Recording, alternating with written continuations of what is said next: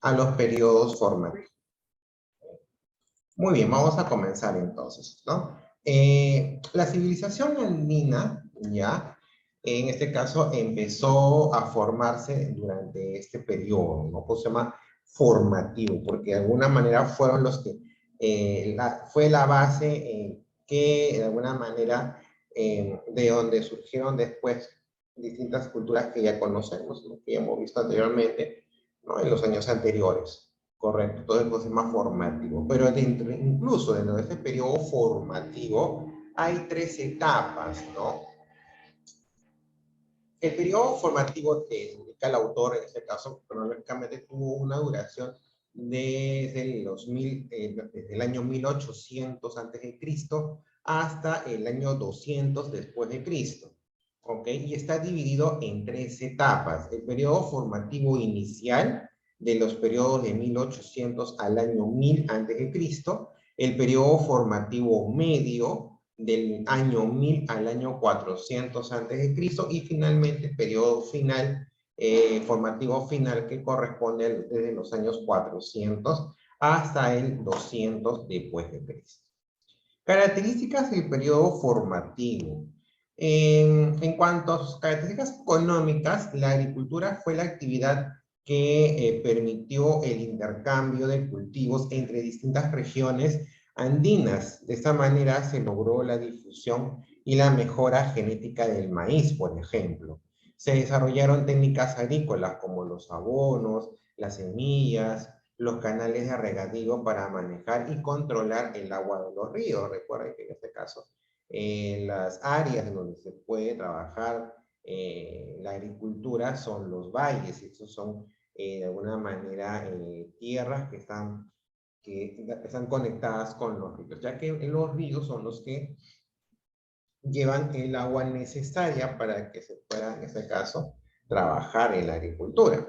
La labor de los sacerdotes fue importante porque eran los especialistas, ya que ellos eran los poseedores de conocimientos astronómicos que permitían determinar las épocas de siembra, sequías e inundaciones.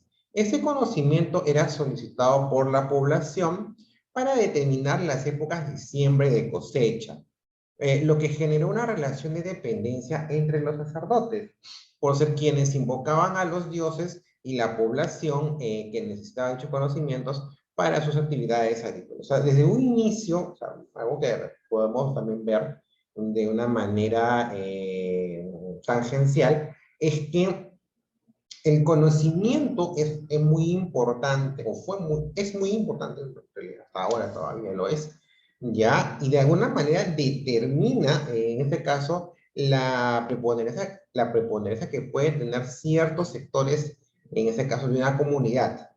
Aquí, por ejemplo, los sacerdotes en sí no eran los que hacían el trabajo fuerte, o sea, no eran los que araban la tierra, los que sembraban, no.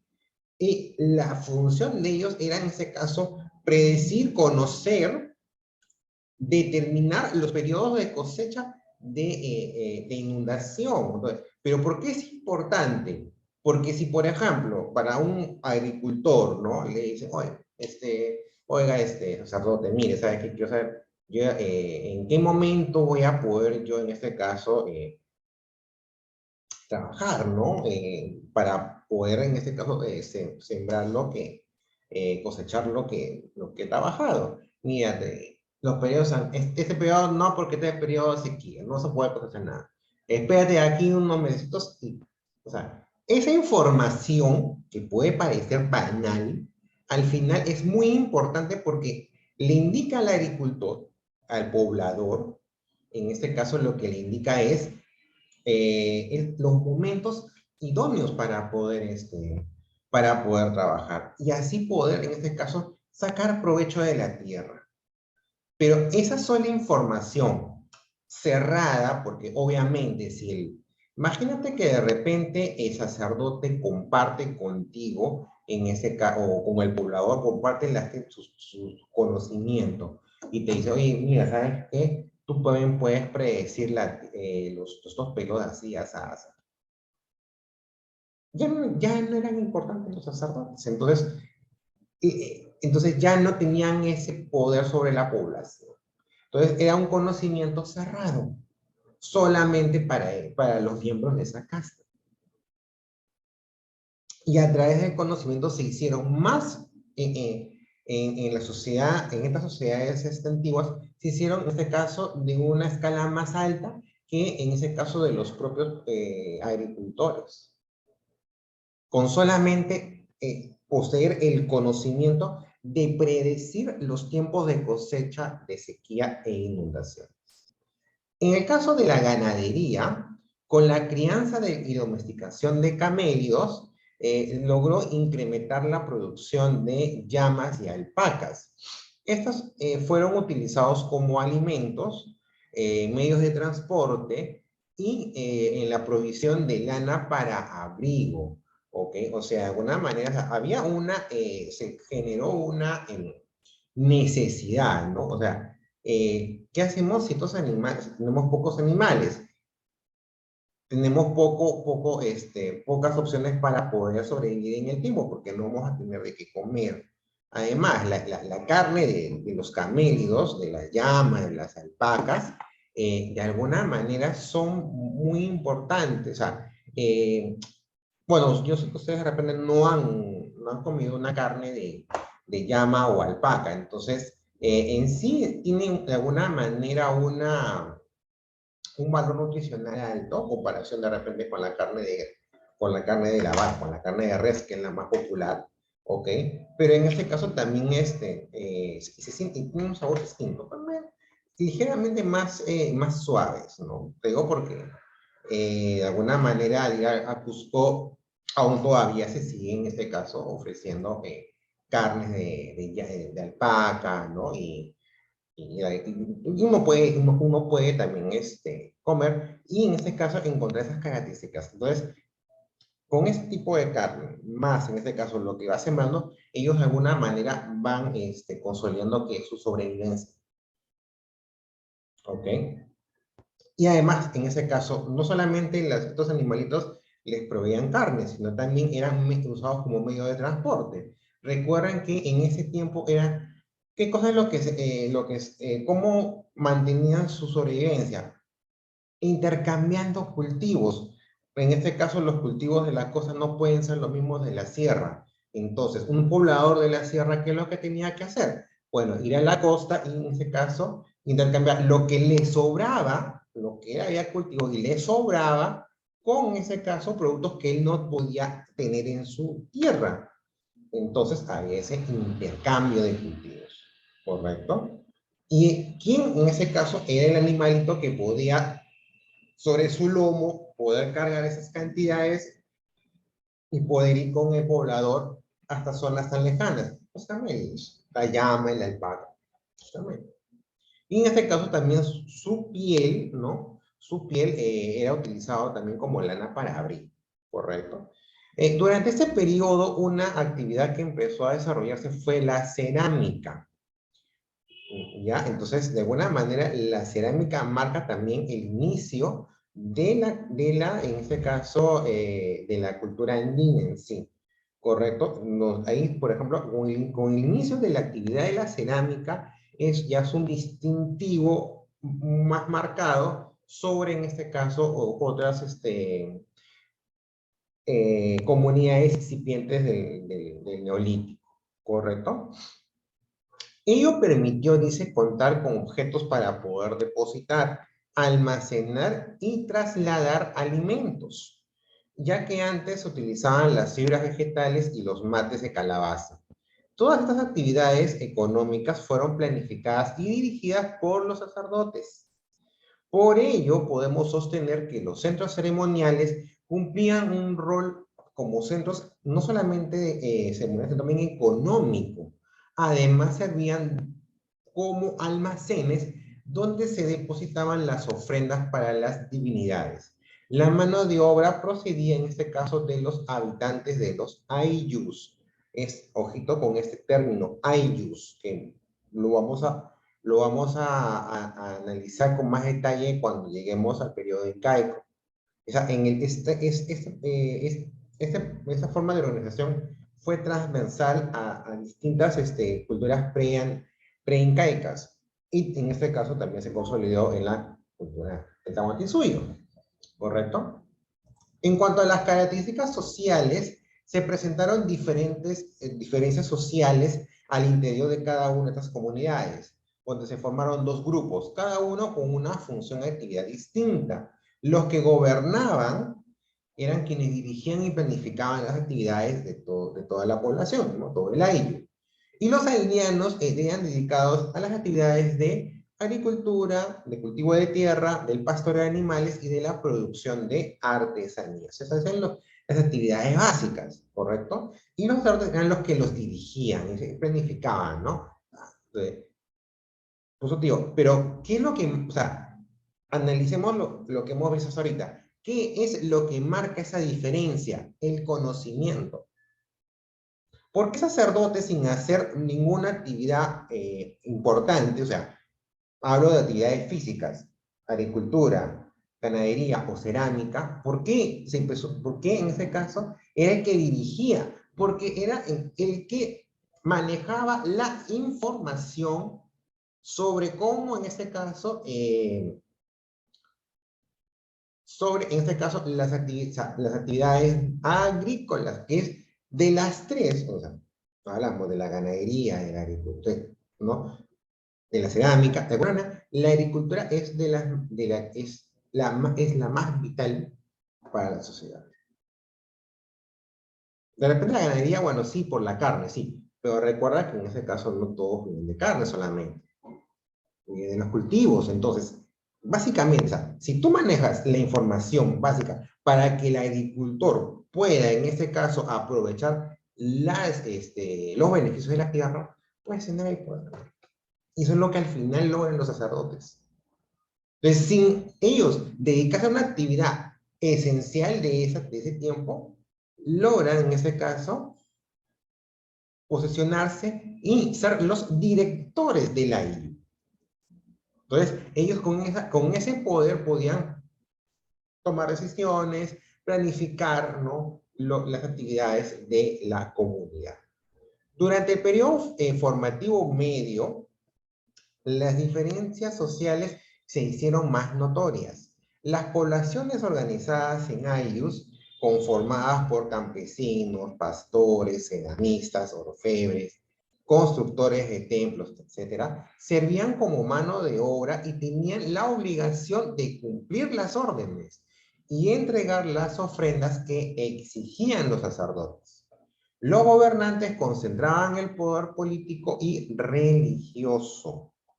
Eran los sacerdotes quienes vivían en los templos y se mantenían gracias a las ofrendas que recibían de los aelyus, a cambio de su intermediación hacia los dioses. De alguna manera, te puedo decir que las bases de la política, en este caso, en nuestro territorio, son teocráticas.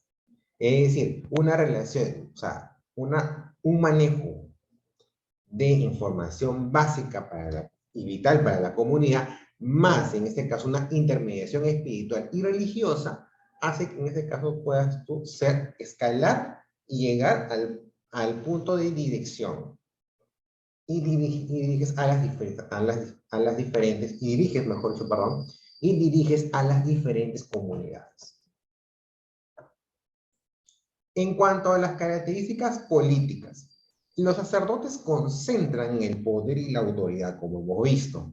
Eran los especialistas del conocimiento astronómico sobre las épocas de lluvia, sequía y siembra. Los arqueólogos sostienen que en este periodo estarían los orígenes de las primeras formas de organización de poder en el territorio andino. Es decir, estos serían los orígenes del Estado en el Perú. O sea, era un origen más que todo teocrático, un origen religioso, ¿correcto? Como fueron los sacerdotes quienes organizaron los primeros estados, a estos se les denominan estados teocráticos, ¿ok? Teo en este caso es divinidad, ¿no? Y crático en este caso es el estado, ¿no? Para controlar a los Aylus, crearon un sistema religioso conformados por terroríficas y sangrientas imágenes, que fue el aparato represivo que utilizaron para poder concentrar todo el poder político en sus manos. Como vemos, la religión cumple una función política en nuestras sociedades. O sea, en este caso, o sea, ¿qué sucedía? Como te digo, el conocimiento de esa casta tenía que ser cerrado. Si alguien osaba compartir estos conocimientos con, por ejemplo, agricultores, los agricultores entonces, en este caso, poseían el poder político sobre la sociedad. ¿Por qué? Porque recuerda, la agricultura en este caso eh, es una actividad vital. Entonces, quien manejaba esa actividad vital era el que tenía el poder ahí. Por eso que en este caso los otros fueron cerrados. Y adicionalmente, para que los sacerdotes pudieran controlar a la población, trabajaban con, en este caso, imágenes terroríficas. ¿Por qué? Porque tenían que sembrar miedo. ¿Para qué? Para que en este caso ellos creyeran en esta casta. Y así, de esa manera, tú puedes tener a estas comunidades, estos ayos, bajo tu servicio, porque tú eres el administrador espiritual. O sea, ellos te vean como un administrador espiritual. Decían, ah, ok, para que me vaya bien, tengo que darle ofrendas a él. Y él me va a decir, me va a orientar cuáles son los periodos de siembra, los periodos, o sea, a mí me va lo que yo quiero saber para poder, en este caso, cosechar lo que quiero. Y si yo voy contra él, no voy a tener esa información. En este caso, voy a perder lo que yo tengo. ¿Correcto? En cuanto a las características culturales, aumenta la construcción de grandes templos. Por eso se ven en grandes templos en este periodo, ¿correcto? O centros ceremoniales por todo el territorio andino. Para ello se utilizaron diversos materiales de construcción. En la costa, por ejemplo, se utilizó el barro principalmente y en la sierra la piedra. Los centros ceremoniales estaban orientados al este. Estos templos presentan planos en forma de U, debido a que generalmente presentan dos edificios laterales, o sea, a los lados, okay, tú veas a tu izquierda, a tu derecha, había edificios, ya, y uno central, ¿no? Pues ok, en este caso la forma en U. A los lados, en este caso el edificio central, se puede decir detrás de él, ¿no? O en medio de ellos, mejor, ¿ok? ¿Y por qué esta formación? Porque representaba en este caso el equilibrio con los edificios laterales, que representaban fuerzas opuestas entre sí. Poseen escalinatas y plazas hundidas que presentan de forma rectangular o circular. La función que cumplían estos templos era descentralizar las actividades económicas, políticas y religiosas de los distintos años.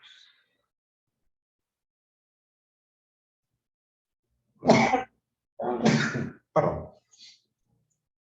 En cuanto a las características religiosas, para controlar y reprimir a la población se utilizó la religión. Los encargados de dirigir las ceremonias fueron los sacerdotes, quienes tenían la función de comunicarse con los dioses. En realidad, para lograrlo, sus centros ceremoniales servían como observatorios astronómicos. Por ese motivo crearon divinidades con aspectos terroríficos para crear temor. Sus imágenes religiosas se inspiraron en animales sagrados como el cóndor, la serpiente y sobre todo el felino, ¿no? Más sobre todo, específicamente el jaguar, que se convertiría en la divinidad más importante. El culto al felino se dividió, o se difundió, mejor dicho, por casi todo el territorio andino. Sus divinidades generalmente las representaron con rasgos antropomorfos, o sea, de forma humana. Utilizaron las manifestaciones artísticas como la cerámica, la escultura, los tejidos, la orfebrería como mecanismos de difusión y propagación de sus divinidades. Así pudieron ampliar su poder político y religioso. Principales vestigios del formativo inferior. Por ejemplo, tenemos en este caso el Centro Ceremonial de Garagay, que está en la región Lima. Es un edificio arquitectónico en forma de U. En las paredes del edificio se encontraron diseños que representan una cabeza antropomorfa de perfil con rasgos felinos y un diseño de langosta marina que, según los investigadores, representaría a una araña. A partir de este centro ceremonial, los sacerdotes pudieron ejercer un control sobre las ayllus de los valles del río Chillón y el río Rímac, por ejemplo, ¿no? En el caso de Sechín, se ubica en el valle de Sechín, en la provincia de Casma, en Ancash. En este valle se encuentran dos construcciones, una en forma de pirámide, situada en el sector de Sechín Alto, y otra llamado el Templo de Sechín, ubicado en las faldas del cerro del mismo nombre. En los muros de piedra del Templo de Sechín se encuentran representaciones de guerreros o sacerdotes victoriosos, mezcladas con representaciones de cuerpos mutilados y descuartizados. Sobre estas representaciones se han planteado diversas explicaciones, diversas hipótesis. Para unos son escenas relacionadas con la vida y la muerte, para otros son las representaciones sobre la fertilidad y la infertilidad. En la parte interior del templo, o sea, dentro del templo, en las paredes de barro se han encontrado diseños de felinos y de peces. Tenemos también, en este caso, la cultura Cupisniti, ubicada en este caso en la Libertad. Fue el lugar donde se encontraron representaciones de culto al felino, junto con diseños de una araña, que estarían relacionados con los rituales de fertilidad y prácticas adivinatorias. Para Rafael Larco Hoyle, esta cultura de la cosa sería anterior al surgimiento de Chavín.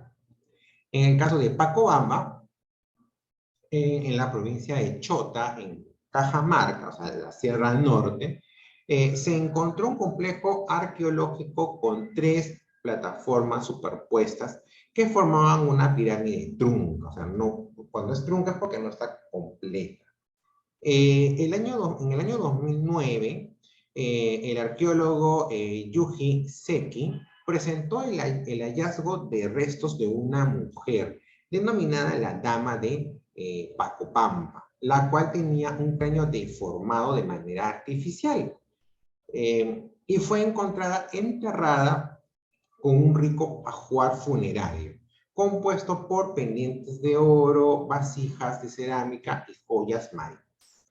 En el caso del complejo arqueológico de Kunturhuasi, es un complejo arqueológico en forma de U, ubicado también en la región Cajamarca.